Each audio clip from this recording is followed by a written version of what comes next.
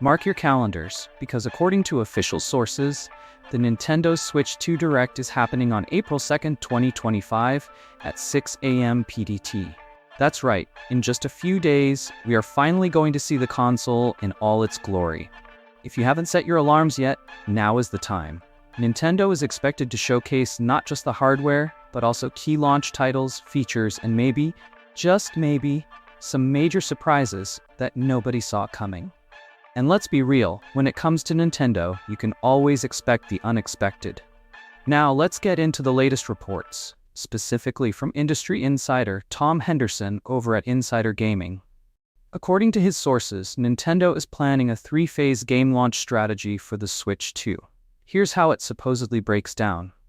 Launch phase, June 2025. The Switch 2 hits store shelves, primarily featuring first-party Nintendo titles. This means we could see heavy hitters like a new Mario, Zelda, or Metroid leading the charge. Phase 2, October-November 2025. More third-party developers begin rolling out their games as they receive dev kits starting in June. Holiday phase, late 2025.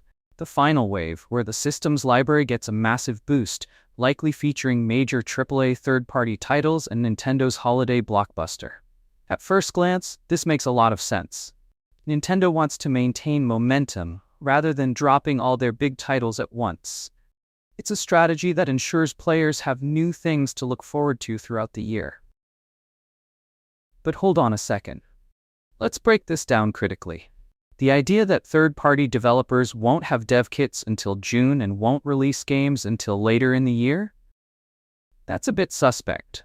Think about it. If Nintendo wants strong third-party support at launch, they're not going to wait until June to hand out dev kits. Studios like Capcom, Square Enix, Ubisoft, EA, these companies have likely had access to dev kits for months now, if not longer. And history tells us that major third-party publishers often work behind the scenes to ensure they have something ready to go for launch. We also have to consider that Nintendo wants the Switch 2 to succeed globally, not just in Japan. In markets like North America and Europe, a strong third-party lineup is crucial to capturing a wider audience beyond the core Nintendo fanbase. And let's be real, if you're a third-party studio with a game that could run well on the Switch 2, wouldn't you want to be there on day one to capitalize on early adopters? I'd bet good money that we'll see some big third-party ports dropping at launch, no matter what this three-phase strategy suggests. So what kind of games could we see on the Switch 2? Let's speculate for a moment. Metroid Prime 4. It's been in development for years, and this would be the perfect time to finally launch it. New 3D Mario. It's been a while since Odyssey, and a next-gen Mario could really showcase what the hardware can do. Zelda, Twilight Princess, and Wind Waker HD. Rumors about these ports have been swirling forever. Maybe now's the time? Resident Evil 4 Remake. Given Capcom's love for the Switch, could we see a high-performance version of RE4?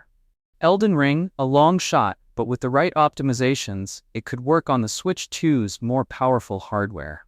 And that's just scratching the surface. The real excitement is going to be seeing what surprise games Nintendo has in store. Could we see a new F-Zero?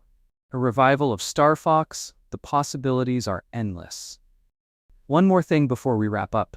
There's also word that select media and content creators will be attending a hands-on event right after the Nintendo Direct. This tells us two things. First, Nintendo is confident in the hardware. If they're letting people get their hands on it right away, they must believe it speaks for itself. Second, expect first impressions to flood the internet immediately after the event. If you want the real scoop on how the Switch 2 looks, feels, and plays, stay tuned for those reactions. Alright folks, we're just days away from the biggest Nintendo event of the year, and things are about to get wild. What do you think of this three-phase launch strategy? Do you believe that third-party developers are really waiting until June to get their dev kits? Or do you think some of them are already in the loop? And what games are you hoping to see at launch? Let me know in the comments. Make sure to hit that like button if you're hyped for the Nintendo Switch 2, subscribe for all the latest updates, and as always, I'll catch you in the next video.